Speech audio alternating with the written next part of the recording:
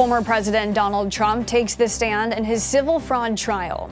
And WeWork, once valued at $47 billion, files for bankruptcy. The Morning Rundown starts now.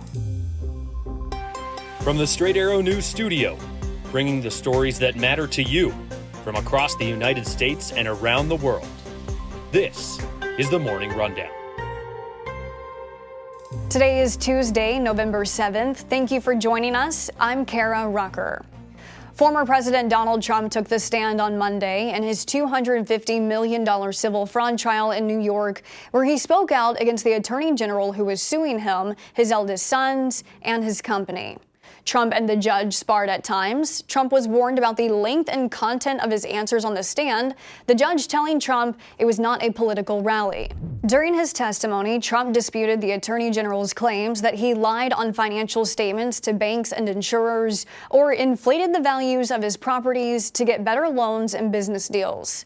The former president distanced himself from the financial statements at the heart of the attorney general's case, saying he would, quote, authorize and tell people to give whatever is necessary for the accountants to do the statements, saying on occasion he would have some suggestions about the results. As for the financial statements themselves, Trump argued that banks did not find them very relevant. During his roughly 4 hours on the stand, Trump suggested his net worth is actually more than what was on the statements, and that the Attorney General's office undervalued his Mar-a-Lago, Florida resort. In response to his testimony, Attorney General Letitia James said the evidence supports her fraud claims. The former president's daughter, Ivanka Trump, is scheduled to testify on Wednesday. Donald Trump, the current GOP frontrunner for the 2024 presidential election, is set to take the stand again in 4 criminal cases next year. He, however, is not expected to be present at the 3rd Republican presidential primary debate Wednesday in Miami.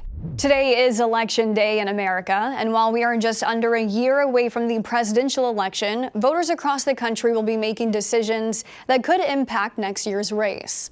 In Ohio, voters will decide whether to amend the state constitution to protect access to abortion services.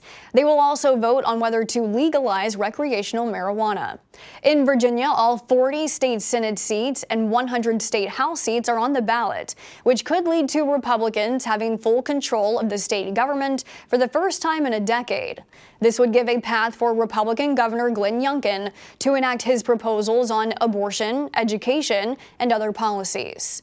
The major race in 2 states is for governor, as Republican Tate Reeves looks for a second term in Mississippi, and Democrat Andy Beshear seeks another term in Kentucky.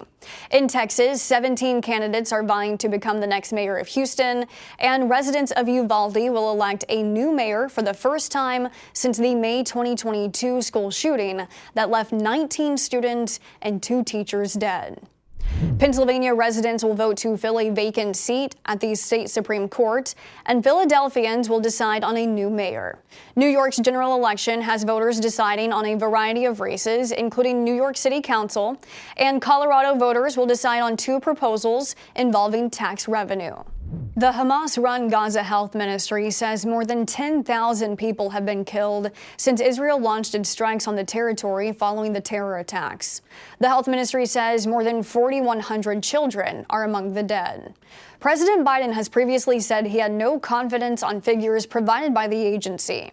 Pentagon spokesman Brigadier General Patrick Ryder did say Monday that the numbers are in the thousands. The United Nations on Monday called once again for an immediate humanitarian ceasefire, with the UN Secretary General saying Gaza is becoming a graveyard for children. Speaking to ABC News Monday, Israeli Prime Minister Benjamin Netanyahu reiterated his stance that there would only be a ceasefire if Hamas released the 200-plus hostages taken by the militant group. On Monday, a jury found Colorado police officer Nathan Woodyard not guilty of manslaughter in the killing of Elijah McClain, an unarmed 23-year-old black man who died after an altercation with police in 2019.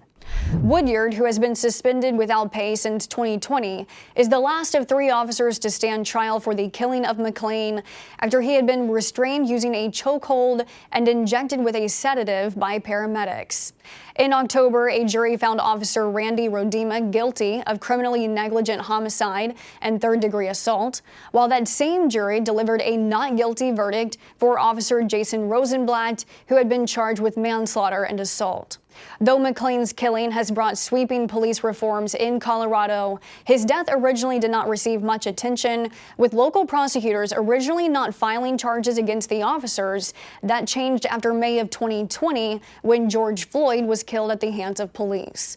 The state attorney general's office, guided by the governor, then filed charges against the 3 officers, as well as 2 paramedics, who are set to stand trial later this month. Late last night, WeWork, the office sharing company, announced it has filed for Chapter 11 bankruptcy. The company says it intends to trim non-operational leases. WeWork, which is backed by Japan's SoftBank, was once valued at $47 billion in 2019, the same year it attempted but failed to go public, which led to the ouster of its founder. After eventually going public 2 years later at a reduced valuation of $9 billion, the company faced roadblocks with the pandemic, leading to hybrid and work-from-home options. Shares of WeWork have dropped approximately 98% this year alone.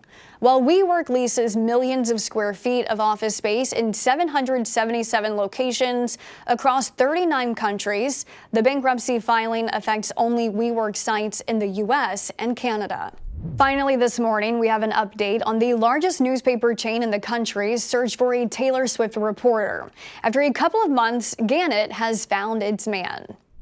Brian West, a 35-year-old Emmy-winning journalist from Arizona, has now moved to Tennessee, where he began working on Monday, covering all things Taylor Swift. When the newspaper chain, which owns USA Today, announced the job opening in September, it was met with criticism from some journalists who called the role a fan position, and one that took away jobs from other reporters after the company made significant cuts last year. Gannett's vice president of local news told Variety this move is part of the company's transformation strategy to better serve all its communities in the future. West says he'll have fun with the role while also focusing on Taylor Swift's impact on society and the music industry. Gannett is still searching for a Beyoncé reporter. These are your top stories for this Tuesday, and many of you are now getting the Morning Rundown newsletter in your inbox each weekday. If you aren't yet, just go to san.com/rundown to sign up. Unbiased, straight facts, that's Straight Arrow News. We'll see you back here tomorrow. Until then, I'm Kara Rucker. Have a great day.